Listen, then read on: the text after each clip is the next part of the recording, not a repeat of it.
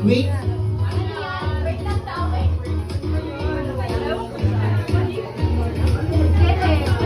Ano yun? Basta, wala. Game na. Wait.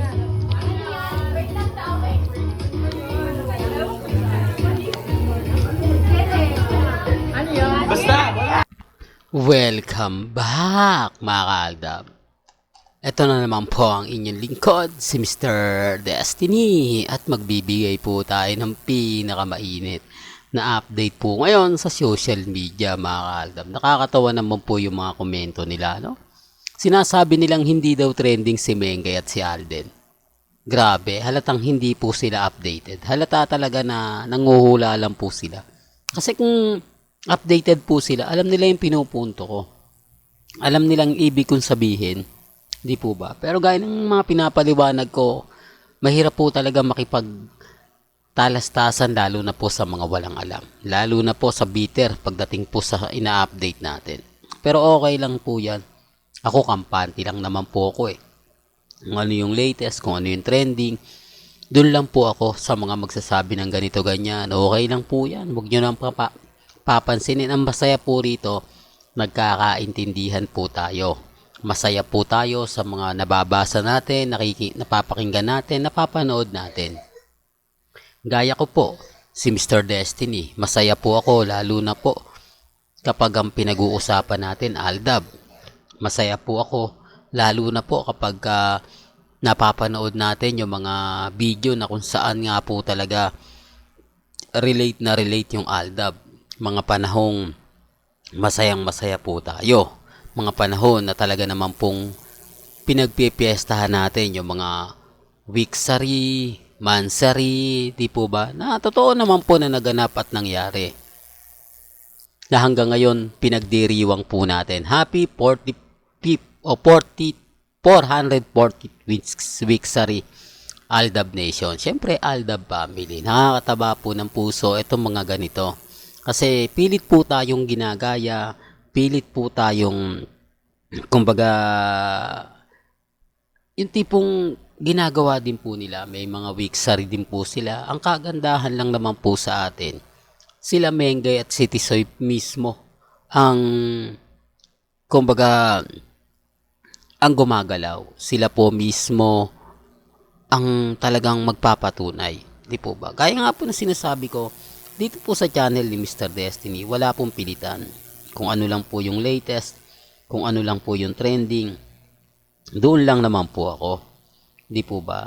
Bagamat marami po silang sinasabi, bagamat marami pong mga komento, na keso ganito, keso ganyan, okay lang naman po yun. Hindi naman po ako namimilit. Wala naman pong pilitan sa channel ni Mr. Destiny, di po ba? Lalo na po pag ang pinag-uusapan natin, sila Mengay at si Tisoy. Lalo na po mga kaaldab, itong video na to. Ano nga po ba ang pinakabago rito? Pero bago natin ituloy yan mga kaaldab, kung bago ka lang sa channel na to, at isa kang true-blooded Aldab Nation na nagmamahal kina Mengay at Tisoy, tama po ang channel na pinuntahan mo, kaya consider na po kitang bagong subscriber.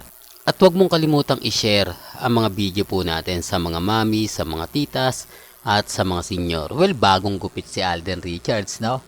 Automatic na yan, mga kaaldab. Alam nyo naman po, pagdating sa mga bagay na ganyan, di po ba? May kanya-kanya tayong opinyon, may kanya-kanya tayong pananaw, di po ba? Sino nga po ba ang ayaw ng mahaba ang buhok ni Alden Richards? Siyempre, walang iba kundi si Maine Polkerson. At bakit ngayon nga po ito ginawa ni Alden Richards? Bakit nga po ba masasabi natin pag post niya kay Baby Teo at kay Playmate sunod-sunod na, di po ba? Pero guys, sinabi ko wala pong pilitan hindi po ako namimilit. Baka may mag-react na naman po dyan, baka may magkomento na naman na keso ganito, keso ganon, di po ba? Ang sa akin lang po, binibigyan ko lang po kayo ng idea. Binibigyan ko lang po kayo na po pwedeng maganap at po pwedeng mangyari. Kaya nga po ako kampante. Kaya nga po ako masaya kasi alam po natin yung buong kwento.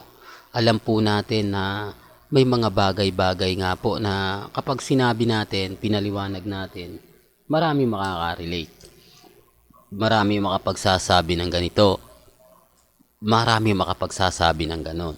Kaya nga po ko, hindi na gaanong nagre-react, hindi na gaanong nagko-komento kasi magiging bitter lang po ako sa kanila eh. Lalo na nga po kapag ang pinag-uusapan natin Aldab.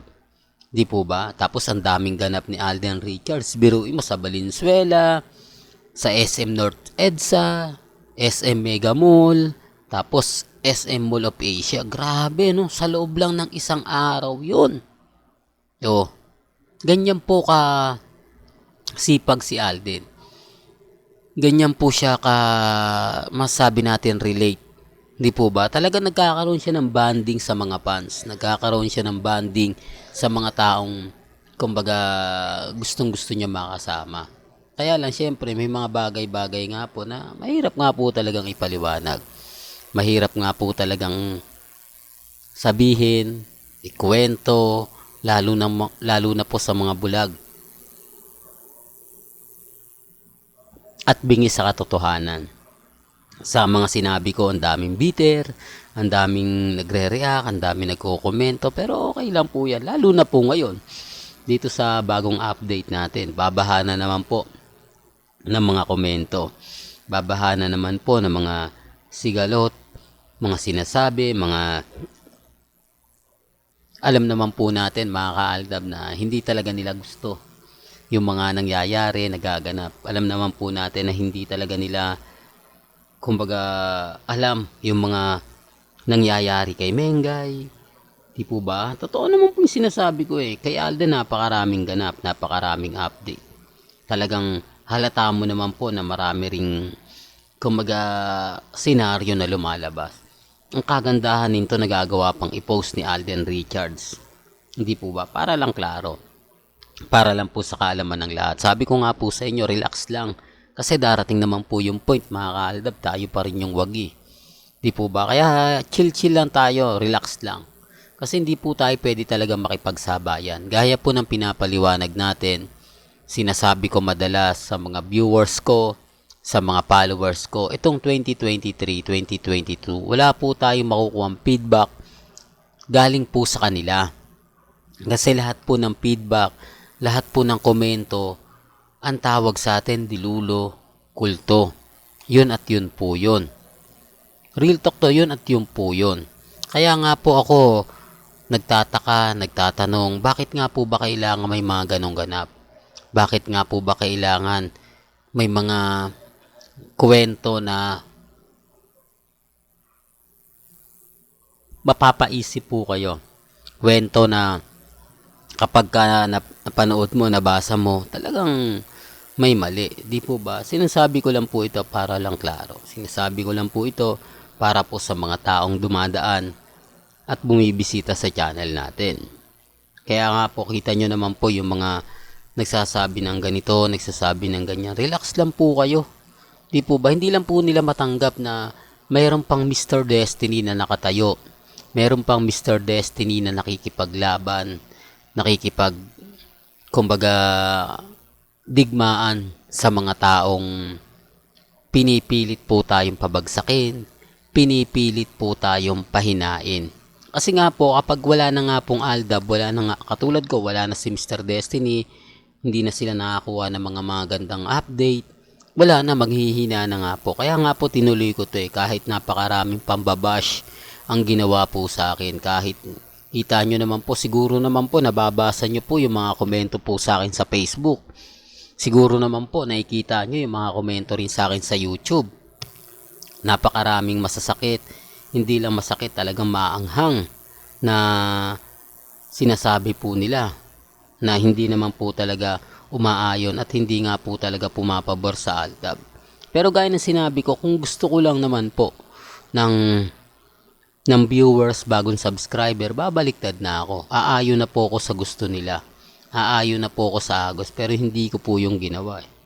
Para lang klaro, para lang po sa kaalaman ng lahat. Well, hanggang dito na lang po yung updates natin, mga ka-Aldab. Kaya kung gusto nyo pa po ng pinaka-latest at sariwang update, Abay, tumutok lang po kayo dito po sa channel ni Mr. Destiny para updated po kayo sa mga latest at sa mga bagong video po na ilalabas po natin maya maya lang. Hanggang sa muli, salamat po sa panonood at pakikinig.